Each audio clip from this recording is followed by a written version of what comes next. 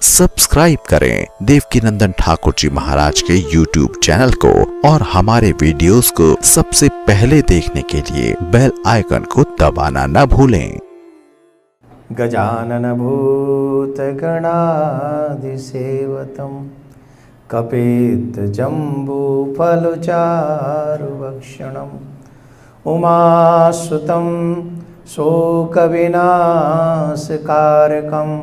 नमामि विघ्नेश्वरपादपङ्कजम्।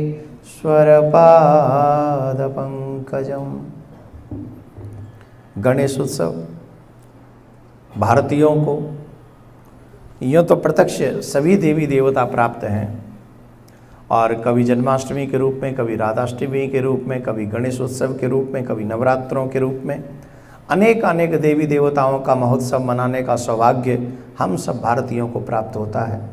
उसी महोत्सव में 10 दिवसीय ये गणेश महोत्सव भी है। 10 दिन के लिए श्री गणेश बाबा हमारे यहाँ पधारते हैं, हम उनका स्वागत करते हैं, हम उनका पूजन करते हैं, हम उनको अपने एक पारिवारिक मेंबर की तरह प्यार से उन्हें अपने साथ में रखते हैं, अपने घर में रखते हैं। बड़ा उत्साह भी होता है, बड़ा उत्सव भी मनाया जाता है, बड़ा ऐसा लगता है जैसे घर में आज हमारे दीपावली मनाई जा रही है, होली मनाई जा रही है। महाराष्ट्र में गणेश महोत्सव और भी बड़ी धूमधाम से मनाया जाता है, आप सब जानते हैं। लेकिन एक दिन वो प्रतिक्रिया भी प्रारंभ होती है कि एक दिन गणेश जी आते हैं और एक दिन गणेश जी जाते हैं, जिसको हम गणेश विसर्जन महोत्सव कहते हैं। अब विसर्जन शब्द ही एक ऐसा है जो कि हमारे यहाँ तो भगवान को लाया जाता है, छोड़ा नहीं जाता है, पर फिर भी ये उत्सव मनाया जाता है। तो गणेश भगवान को अपने घर में लाने के बाद में विदा कैसे करना चाहिए, उन्हें उसकी विधि क्या है, वो विधि हम अल्प में आपको समझाने की कोशिश करते हैं। एक बहुत प्यारा सा पट्टा लेना चाहिए, पट्टा समझ गए, पाटा कई जगह बोलते हैं, लकड़ी का वो एक होता है, वो लेना चाहिए। उसमें थोड़ा सा गंगा जल छिड़कना चाहिए जिससे वो पाटा जो है वो पवित्र हो। फिर वहाँ पर लाल, पीला या गुलाबी एक वस्त्र उसमें बिछाना चाहिए। फिर चारों दिशाओं में वहाँ पुष्प और अक्षत बिछा देने चाहिए।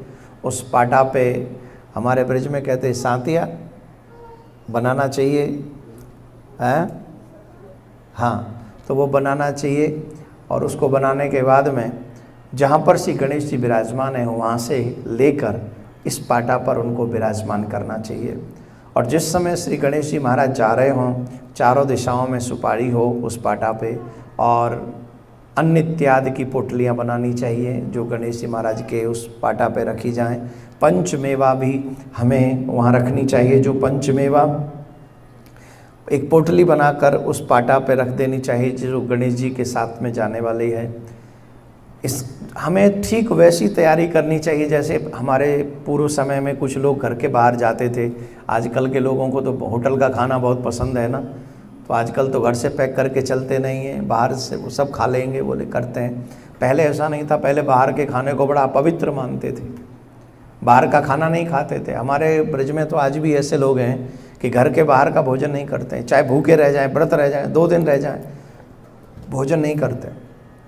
पंचमेवा अन्न इत्यादि की पोटलियाँ इसलिए गणेश जी महाराज के साथ में देनी चाहिए, जैसे हमारा अपना कोई प्रियजन जाता है तो हम उसके लिए भोजन इत्यादि की व्यवस्था करते हैं और उनको विदा करते हैं। ठीक वैसे ही गणेश भगवान के साथ में हमें ऐसा व्यवहार करना चाहिए कि हमारे अपने हैं वो, और हमारे अपने आज जा रहे हैं 10 दिन हमारे साथ में रहने के बाद, तो विदा करें पूरी व्यवस्था के साथ में। और जब वहाँ किसी नदी, कोई आध्यात्मिक नदी इत्यादि के पास में जाकर उनका विसर्जन करें, तो विसर्जन से पहले कपूर की, धूप की, दीपक, घी के दीपक से उनकी आरती करनी चाहिए।